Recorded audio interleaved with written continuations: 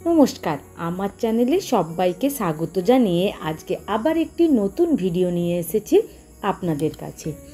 আমরা বড়দের মুখে ছোট থেকেই একটা কথা শুনে আসছি যে জন্ম, মৃত্যু ও বিবাহ এই দিন আগে থেকেই নির্ধারিত করা থাকে, অর্থাৎ এই তিনটে জিনিস ভগবান আগের থেকেই ঠিক করে দেন এবং এর ওপরে কারো কোনো হাত নেই।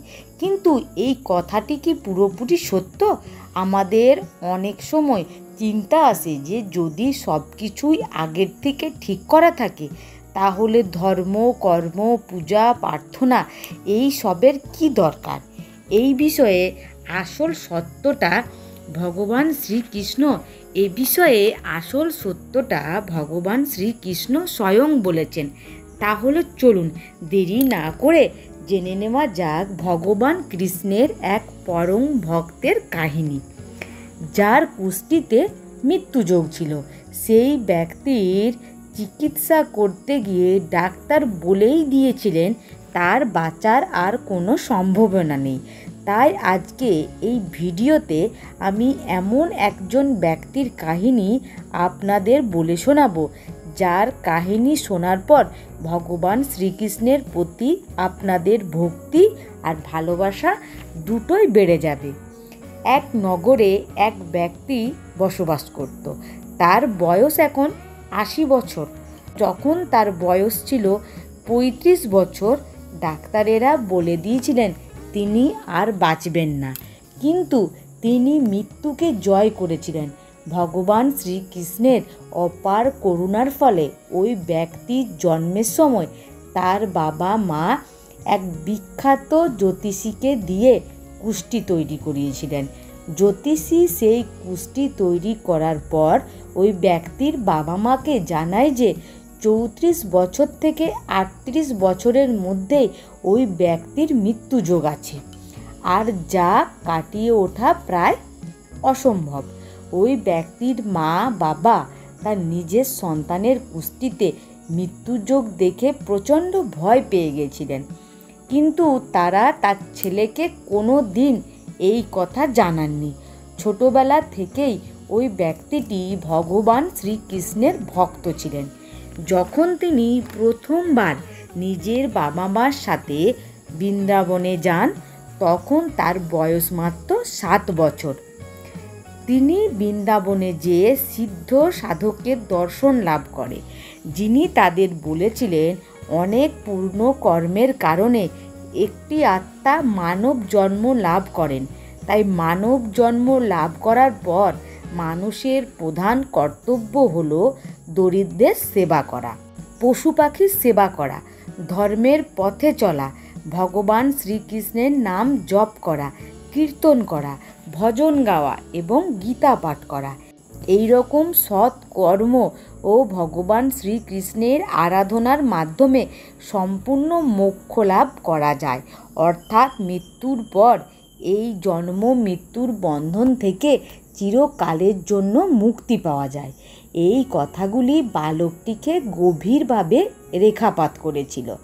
বৃন্দাবন থেকে ফেরার পর তিনি নিয়মিত ঠাকুর ঘরে বসে মায়ের সাথে ভগবান শ্রীকৃষ্ণের পূজা করতেন। তার বাবা তাকে গীতা পাঠ করে শোনাতেন। তিনি নিয়মিত ভগবান শ্রীকৃষ্ণের নাম জপ করতেন। তার বয়স বেড়ে ওঠার সাথে সাথে নিজেই গীতা পাঠ শুরু করেন। মন্দিরে যাওয়া, পুজো দেওয়া, ভগবান শ্রীকৃষ্ণের ভজন কীর্তন করা, ভিক্ষুকদের অন্নদান করা দৈনন্দিন জীবনে তার প্রধান কর্তব্য হয়ে উঠেছিল। ছোটবেলা থেকেই তিনি অত্যন্ত মেধাবী ছিলেন। মাত্র ২৭ বছর বয়সে তিনি খুব ভালো সরকারি অফিসে চাকরি পান। ছেলের এত বড় চাকরির সংবাদ শুনে বাবা মার আর বুঝতে বাকি রইল না যে ভগবান শ্রীকৃষ্ণের আশীর্বাদে তার চাকরি হয়েছে। এত বড় চাকরি পাওয়ার পরও ব্যক্তিটি রোজ সকালে শুদ্ধ পোশাক পরিধান করে নিয়মিত মন্দিরে যেতেন, দরিদ্র সেবা করতেন এবং প্রতিদিন অফিসে নিজের দায়িত্ব পালন করার আগে গীতা পাঠ করা তার নিত্য কাজ ছিল। ভগবান শ্রীকৃষ্ণের প্রতি তার ভক্তি দেখে সহকর্মীরা সবাই হতবাক হয়ে যেতেন। বছরে একবার ছুটি নিয়ে তিনি মা বাবার সঙ্গে অবশ্যই বৃন্দাবনে যেতেন ভগবান শ্রীকৃষ্ণের পুজো দিতে এবং ভজন কীর্তন শুনতেন এবং তিনি সিদ্ধ সাধকের সঙ্গে দেখা করতেন। তার মুখে ভগবান শ্রীকৃষ্ণের লীলা কাহিনী শুনতেন। এত বড় চাকরি পাওয়া সত্ত্বেও তিনি জীবনে কখনো লোভ করেননি, কখনো অহংকার করেননি। যখন তার 32 বছর বয়স হলো তখন তিনি নিয়মিত মন্দিরে গিয়ে ঠাকুর ঘরে পুজো দেওয়া শুরু করলেন। তার মা বাবা তখন একটু বয়স হয়ে গেছে, তাই তিনি তাদের গীতা পাঠ করে শোনাতেন। কিছুদিন পর তিনি বিবাহ বন্ধনে আবদ্ধ হলেন। তিনি এক কৃষ্ণ ভক্ত নারীকে বিবাহ করেছিলেন। এভাবেই সুখে শান্তিতে তার দিন কেটে যাচ্ছিল। 4 বছর এভাবে কাটানোর পর একদিন মধ্যরাতে তিনি খুব অসুস্থ বোধ করতে লাগলেন। তার অসুস্থতা যখন খুব বেড়ে গেল তখন তার মা বাবা ও স্ত্রী কিছুই বুঝে উঠতে পারছিলেন না।